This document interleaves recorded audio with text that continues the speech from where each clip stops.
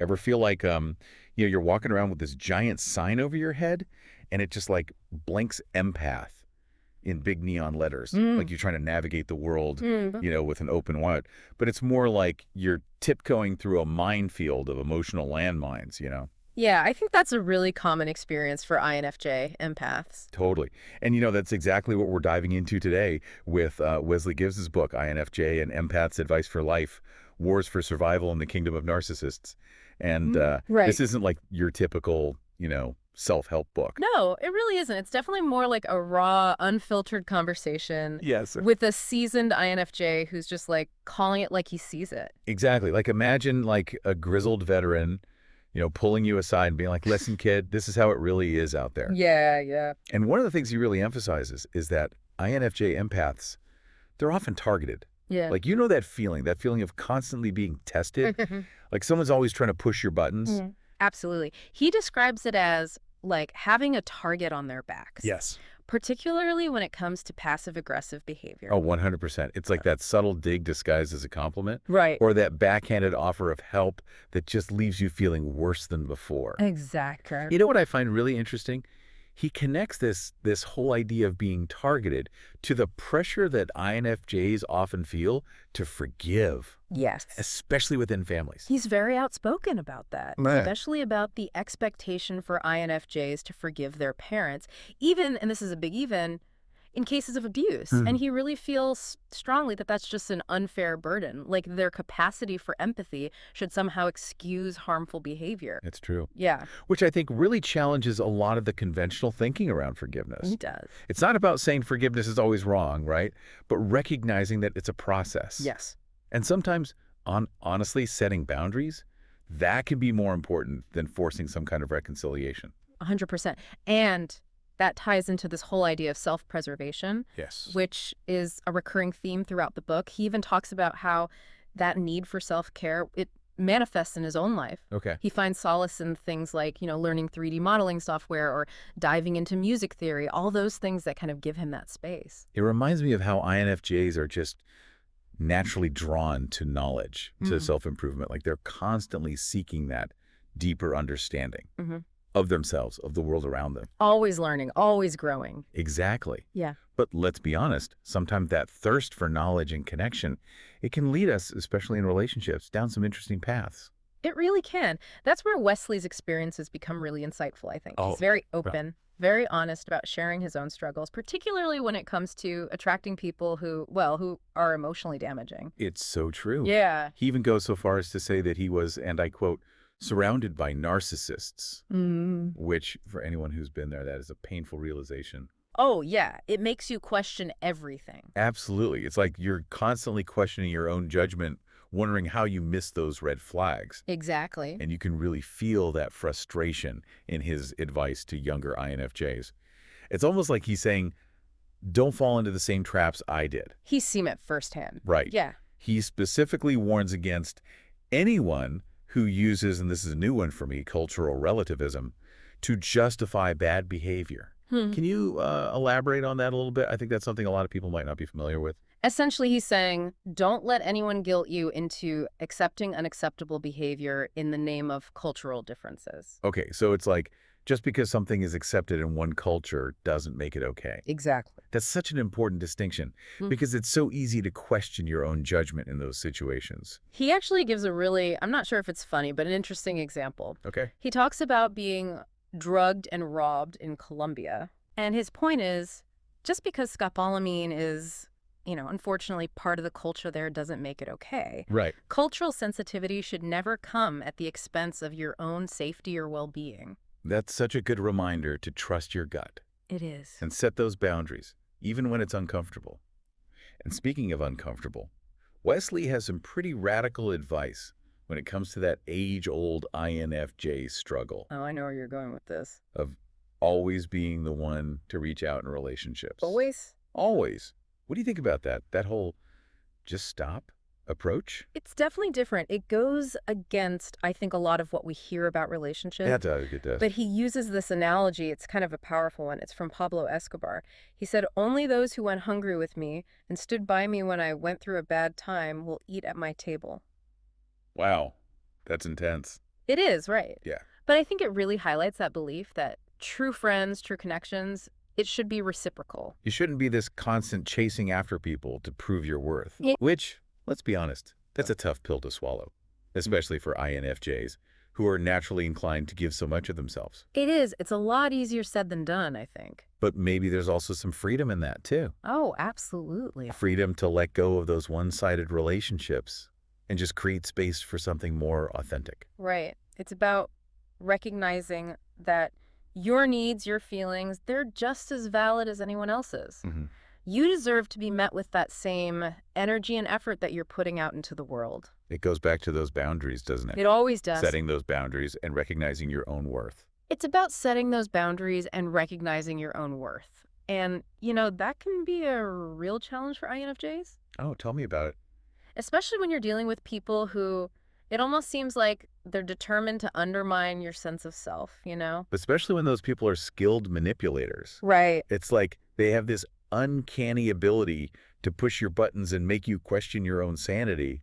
Exactly. And Wesley actually dives into that whole idea of mirroring as a defense mechanism. Oh, interesting. Yeah, he suggests that oftentimes when someone accuses you of something, Mm-hmm. particularly something that just feels completely off base, they're actually projecting their own insecurities onto you. Oh, it's like that saying, when you point a finger at someone, there are three fingers pointing back at you. Exactly. Love that. And what I find really fascinating is that he doesn't just offer this as an observation. Right. He actually encourages INFJs to use this knowledge to their advantage. Oh, how so?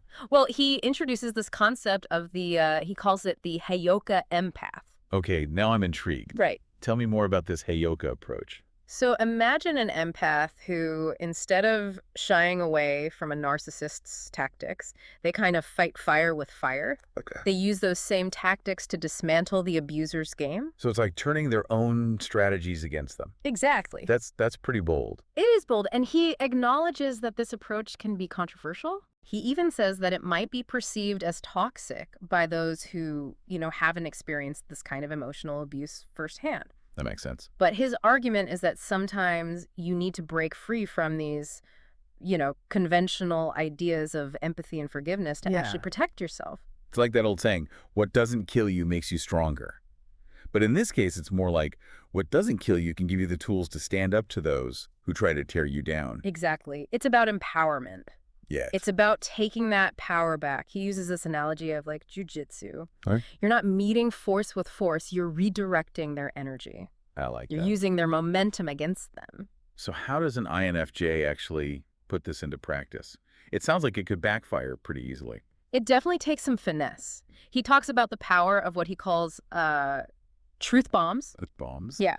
Basically, it's about calling out the manipulator's game, but you do it plainly and directly, in a way that exposes their tactics both to themselves and, to anyone else who might be watching. It's about shining a light on those shadows. Exactly. Even if it makes people uncomfortable. Even if it does. And he emphasizes it's not about being cruel or vindictive. Right. It's about staying true to yourself, refusing to be drawn into their web. It's about standing firm in your own reality. 100%. And he actually draws this really interesting parallel. Yeah. He talks about like Buddhist activists in Thailand and even guerrillas in Colombia. Wow. And these are people who have faced unimaginable hardships, and yet they still manage to persevere. And his point is that developing that mental toughness, that's crucial for navigating a world that often feels, determined to dim your light. So it's about cultivating that inner resilience. Yeah. That unwavering sense of self that can just withstand those external pressures. Exactly. And that inner strength, it's essential not just for dealing with difficult people, but also for achieving your own goals, your own dreams. And that kind of brings us to another important aspect of Wesley's advice, which is this whole idea of, finding success and self-love. It's like the other side of that self-preservation coin. Right. Okay. It's not enough to just protect yourself from negativity. You also have to nurture those positive aspects of yourself. Oh, absolutely. Those dreams and aspirations that make life, worth living. 100%. And he has some really practical advice for, younger INFJs who are maybe still figuring out their path. Yeah. He encourages them, first and foremost, to focus on building a strong skill set. Okay. It's about mastering something, anything, that gives you a sense of accomplishment Yeah, I love that. and self-reliance. It's about investing in yourself. Even when it's hard. Yes. Even when you'd rather be doing a million other things. Especially then. And he emphasizes it's not just about, finding a career you love, although of course that's part of it. Right. It's about developing that inner confidence that comes from knowing, truly knowing, that you can handle whatever life throws your way. And what I love is how he connects this back to the importance of taking care of your physical well-being. Oh, absolutely. He argues that physical activity is so often overlooked in, personal development advice. Yeah, it's often that missing piece. But it's crucial for just feeling your best. It is. He's really acknowledging that connection between mind and body. Totally. You can't truly thrive in one area if you're neglecting the other. It's that holistic approach to self-care. Exactly. Recognizing that your well-being, it encompasses every aspect of your being. And he doesn't let us off the hook with just diet and exercise. Oh, no. What else does he say? He challenges INFJs to really break free from those people-pleasing tendencies. Oh, which, and let's be honest, can be a tough one for us. It can be so hard. We're naturally inclined to want to make others happy, to create harmony. We're wired for it. But sometimes that desire to please, it comes at the expense of our own needs and desires. Exactly. And he's reminding us that it's okay to put ourselves first sometimes, Yes. that our happiness is just as important as anyone else's. Right. And honestly, that's sometimes saying no, that's the most loving thing you can do. For yourself and the people you care about, sometimes Absolutely. it's like, it's funny how the things we resist, sometimes those are the things we actually need to embrace the most. It's true. And for a lot of INFJs, that includes that feeling of being different, like you're on the outside looking in. Wesley talked about this too, doesn't he? He does. He actually suggests that this feeling of being an outsider, it's not necessarily a bad thing. Okay. He kind of sees it as a natural response to a world that often, prioritizes superficiality and self-interest over authenticity and integrity. Yeah, it's like we're tuned to a different frequency, Right. picking up on these subtle dissonances that other people, they don't even notice. Exactly. And that can be a blessing and a curse. Right.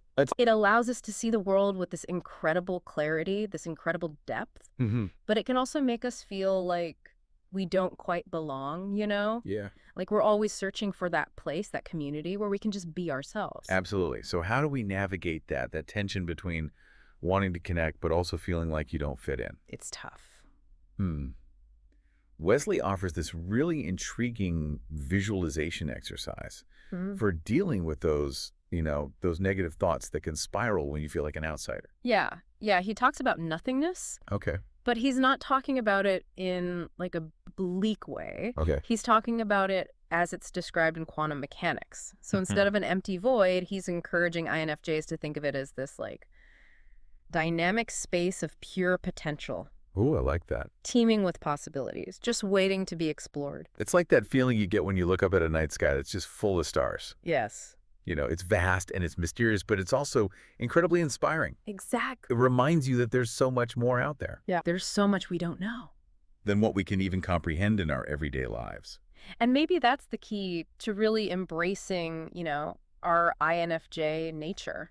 Maybe so. It's about recognizing that our differences, those things that make us feel like outsiders, Yeah. those are also our greatest strengths. It's about leaning into that discomfort, right? It is. Of being different, of not fitting into those boxes that society tries to put us in. And that leads into, I think, his final call to action, Okay, what's that? which is basically to resist conformity and create our own version of a better world. I love that. Right. Yeah. They're powerful. And I think it speaks to that deep-seated desire within INFJs to make a positive impact. Yeah, it's like we're almost wired to leave the world a little bit brighter than we found it. A little kinder, a little more understanding. And maybe that starts with just embracing our own unique gifts, Totally. and using them to create positive change in our own little corners of the world. Even small acts of kindness, creativity, courage, those can have a ripple effect They really can. and inspire others to do the same. I love that visual. Yeah. So as we kind of wrap up this deep dive into,